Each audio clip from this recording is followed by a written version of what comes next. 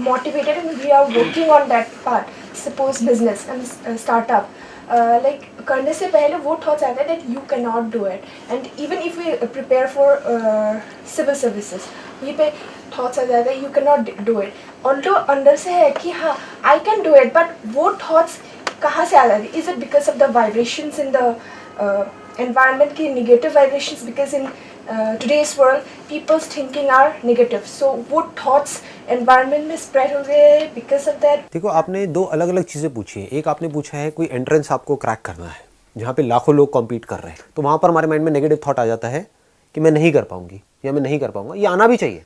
क्यों आना चाहिए? क्योंकि रियलिटी के बेस पे है।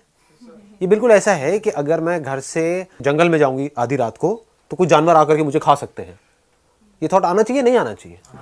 या फिर आप जंगल में पूरा जोश में जा रहे हो, पॉजिटिव हूं मैं, यहाँ कोई जानवर नहीं है, मुझे कोई नहीं खाएगा,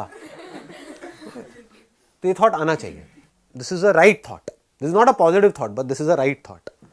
पॉजिटिव थॉट इतने इंपॉर्टेंट नहीं है जितना आप इंपॉर्टेंस देते हो ना पॉजिटिव थॉट्स को, क्योंकि पॉजिटिव थॉट्स की वजह से ही बहुत सारे लोग फंसे हुए हैं लाइफ में।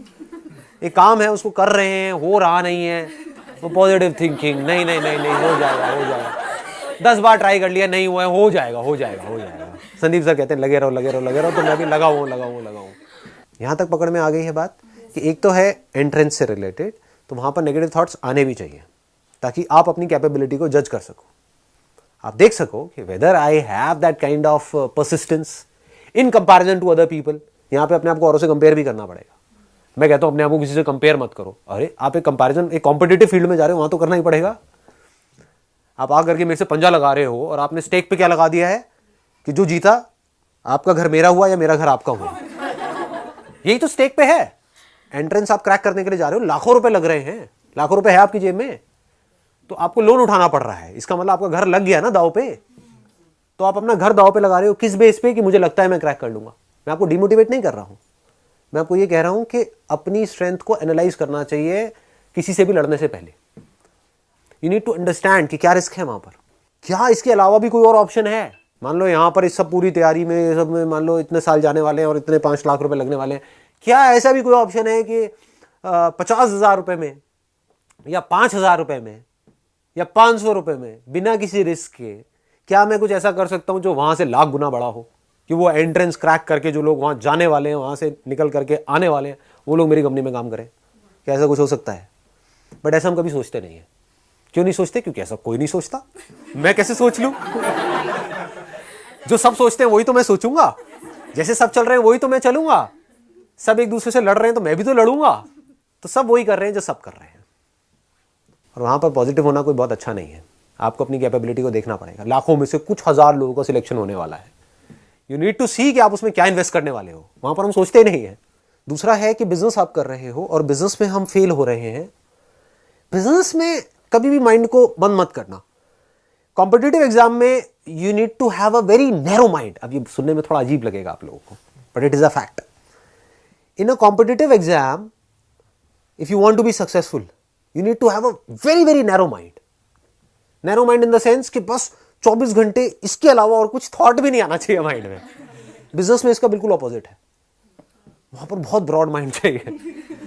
वहां पर क्या है, you need to entertain more and more of ideas, कि अगर मैं बिजनेस कर रही हूं, ये इस तरीके से काम नहीं कर रहा है, और क्या रास्ता है, और क्या। वहां पर आप नहीं बोल सकते और क्या रास्ता है, वही पेपर होगा जो आपको देना पड़ेगा। आप ये नहीं कह सकते और कोई पेपर भी है क्या, और कोई रास्ता भी है अंदर बिजनेस। कोई रास्ता नहीं है, एक ही रास्ता है वहां पर। वहां पर वेल डिफाइंड एक ही रास्ता है, पहले ये फिर ये फिर ये फिर ये। बिजनेस में ऐसा कोई रास्ता नहीं है।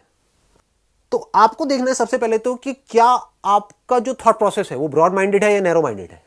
अगर ब्रॉड माइंडेड है तो कॉम्पिटिटिव एग्जाम में क्रैक करना is next to impossible for you, क्योंकि हर रोज कुछ नए थॉट आएंगे माइंड में। अब मैं ये नहीं कह रहा कौन सही है कौन गलत है, I am not judging anybody and I am not saying narrow minded in a negative way.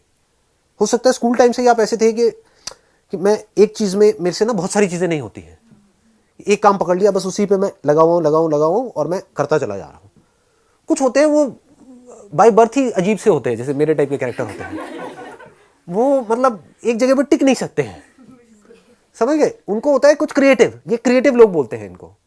Her second में कुछ अलग हो रहा है, हर सेकंड में कुछ नया हो रहा है, तो वहां तो हर सेकंड में कुछ अलग नहीं हो रहा है, मैं कैसे क्रैक करूंगा उस कॉम्पिटिटिव एग्जाम को, मेरे बस का तो नहीं है।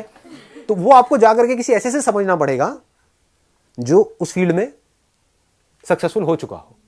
उसके लिए मैं सही बंदा नहीं हूं।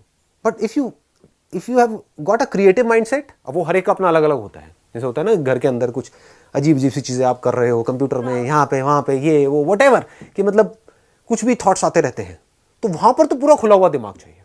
कभी भी कोई भी अजीब सा थॉट आ सकता है, उसको आपने इंप्लीमेंट किया, नहीं काम किया, दूसरा किया, नहीं काम किया, तीसरा, अनलिमिटेड रास्ते हैं।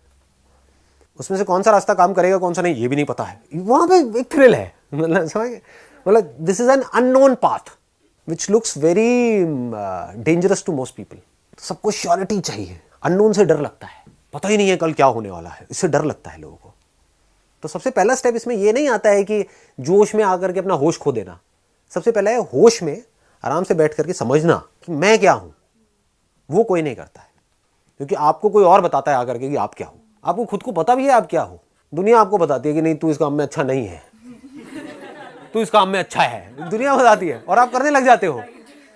आपने बोला ब्रॉड माइंडेड और नैरो माइंडेड पोल्स अपार्ट है, ठीक है सर, लेकिन ब्रॉड माइंडेड मतलब बिजनेस जिस चीज को हम कह रहे हैं उसमें सर लाइक अगर हमारे माइंड में कोई आइडिया आ रहा है और आइडिया पैसे से रिलेटेड है और अभी हम फाइनेंशियली मतलब हम जो हम है फाइनेंशियली स्ट्रांग नहीं है, that's what your question is.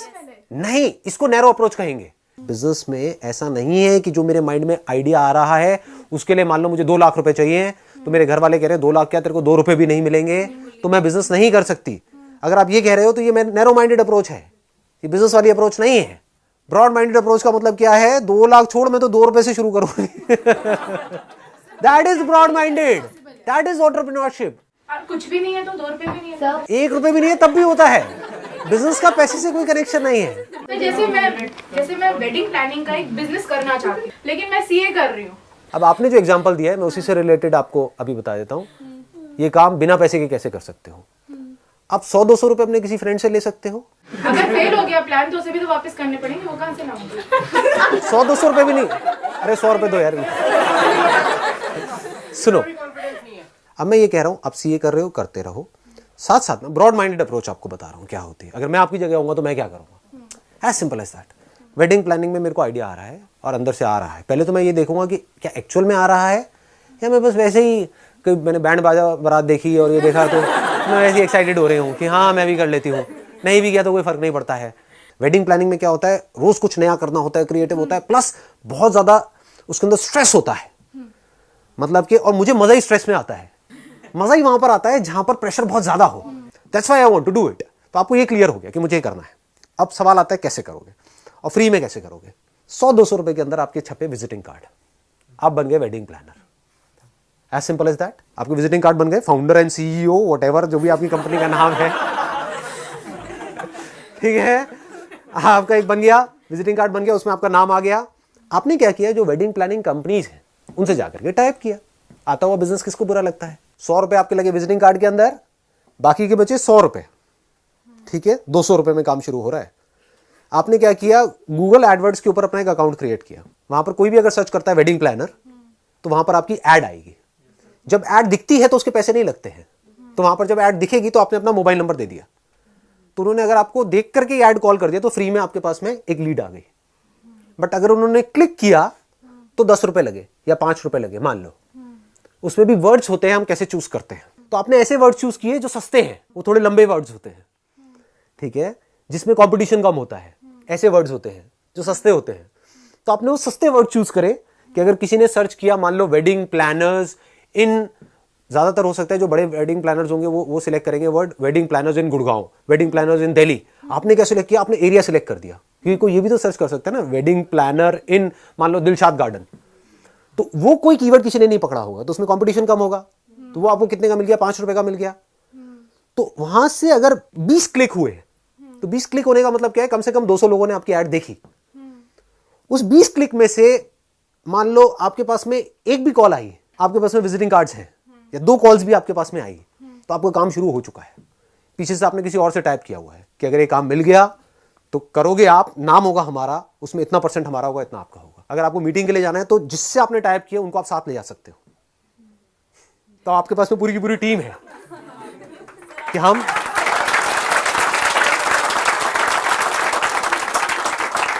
Clear हो रहा है?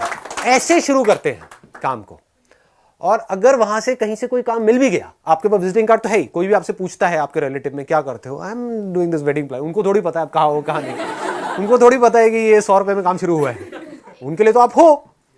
और अब आपको क्या चाहिएगा? प्रोफाइल चाहिएगी, क्योंकि जाते हो सबसे पहला क्वेश्चन आपसे ये पूछेंगे आपने क्या किया है। तो जिनसे आपने टाई अप किया है उनकी प्रोफाइल आपकी प्रोफाइल, क्योंकि करेंगे तो वही ना। तो आप दिखा सकते हो, देखो ये वेडिंग हमने मैनेज करी है, समझ गए? उनको इसी से तो मतलब है ना कि आपने क्या, और वो आपके साथ में जा ही रहे हैं, वो आपके साथ में जा रहे हैं मीटिंग के लिए, क्योंकि आता हुआ पैसा किसको बुरा लगता है? उनको भी आपने बोला है कि मैं कुछ बहुत बड़े लेवल पे करने वाली हूं। उनको थोड़ी पता आप 100 रुपए में कर रहे हो। उनको बोलना है कि मेरा बहुत बड़ा सर्कल है। अब हल्के फुल्के जो झूठ होते हैं ना, these are called harmless lies, यहां पर कुछ जाता नहीं है। नाम आपने अपना बना लिया और उनकी सिर्फ दिखाई नहीं, क्योंकि एक्चुअल में वही काम करने वाले हैं, तो उनकी प्रोफाइल आपकी प्रोफाइल, क्योंकि करने वाले तो वही है ना। आपको कोलैबोरेशन हो गया, कैसे हो गया? फ्री में हो गया। उसमें अगर वो काम आया तो 20% आपका, 80% उनका। मान लो अगर 5 लाख में शादी हुई तो आपके पास में 1 लाख रुपए आ गया, यहां से 4 लाख उनका है, 1 लाख आपका है। अब इस 1 लाख से आप क्या कर सकते हो वो आपके ऊपर है। लखपति बन गए। हाँ, और इससे आप 200 रुपए वापस कर दोगे। Most important.